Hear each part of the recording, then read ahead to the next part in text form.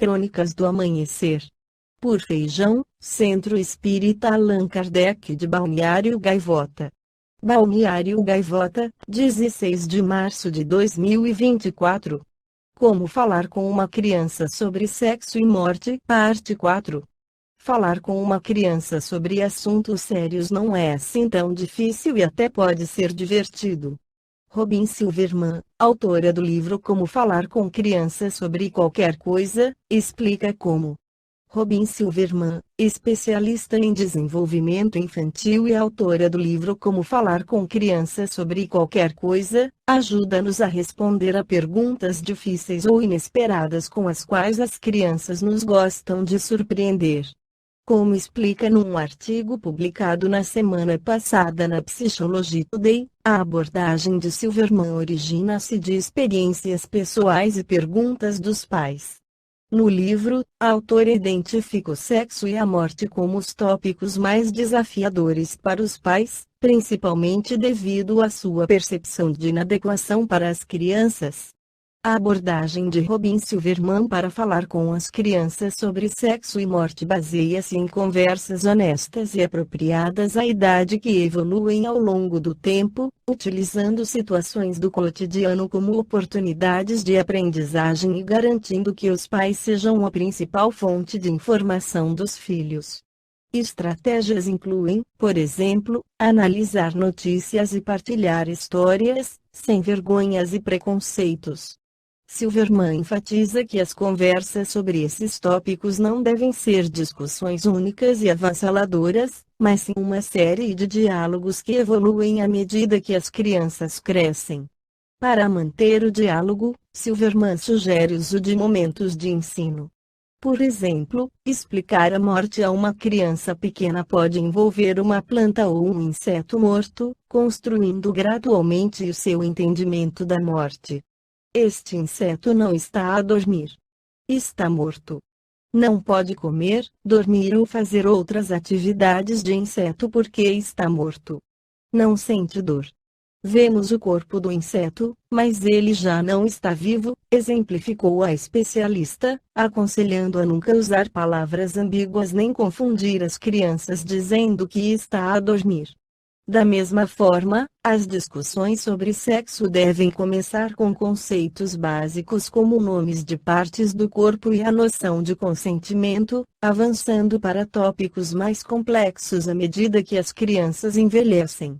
Silverman também incentiva os pais a tomarem a iniciativa de iniciarem as conversas, especialmente quando as crianças não se mostram proativas em fazer perguntas.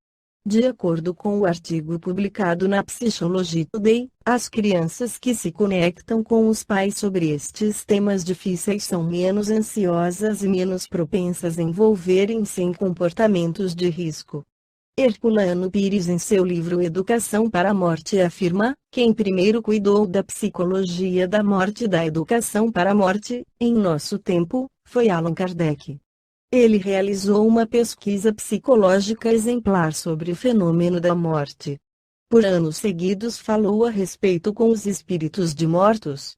E, considerando o sono como irmão ou primo da morte, pesquisou também os espíritos de pessoas vivas durante o sono.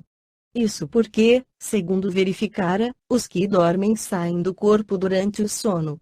Alguns saem e não voltam, morrem. Chegou, com antecedência de mais de um século, a esta conclusão a que as ciências atuais também chegaram, com a mesma tranquilidade de Sócrates, à conclusão de Victor Hugo: morrer não é morrer, mas apenas mudar-se. As religiões podiam ter prestado um grande serviço à humanidade se houvessem colocado o problema da morte em termos de naturalidade. Mas, nascidas da magia e amamentadas pela mitologia, só fizeram complicar as coisas. A mudança simples de que falou Victor Hugo transformou-se, nas mãos de clérigos e teólogos, numa passagem dantesca pela selva selvagia da Divina Comédia. Nas civilizações agrárias e pastoris, graças ao seu contato permanente com os processos naturais, a morte era encarada sem complicações. Os rituais suntuosos, os cerimoniais e sacramentos surgiram com o desenvolvimento da civilização, no deslanche da imaginação criadora. A mudança revestiu-se de exigências antinaturais, complicando-se com a burocracia dos passaportes, recomendações, trânsito sombrio na barca de Caronte, processos de julgamento seguido de condenações tenebrosas e assim por diante. Logo mais, para satisfazer o desejo de sobrevivência, surgiu a monstruosa arquitetura da morte, com mausoléus, pirâmides, mumificações, que permitiam a ilusão do corpo conservado e da permanência fictícia do morto acima da terra e dos vermes. Morrer já não era morrer, mas metamorfosear-se, virar múmia nos sarcófagos ou assombração maléfica nos mistérios da noite. As múmias, pelo menos, tiveram utilidade posterior, como vemos na história da medicina, servindo para os efeitos curadores do pó de múmia. E quando as múmias se acabaram, não se achando nenhuma para remédio, surgiram os fabricantes de múmias falsas, que supriam a falta do pó milagroso. Os mortos socorriam os vivos na forma lobatiana do pó de pirim-pim-pim. Mas a mais difícil tarefa da educação para a morte é precisamente a de quebrar esse condicionamento milenar, integrando os homens numa visão mais realista da vida. Os fatos são de todos os tempos e estão ao alcance de todas as criaturas dotadas de bom senso.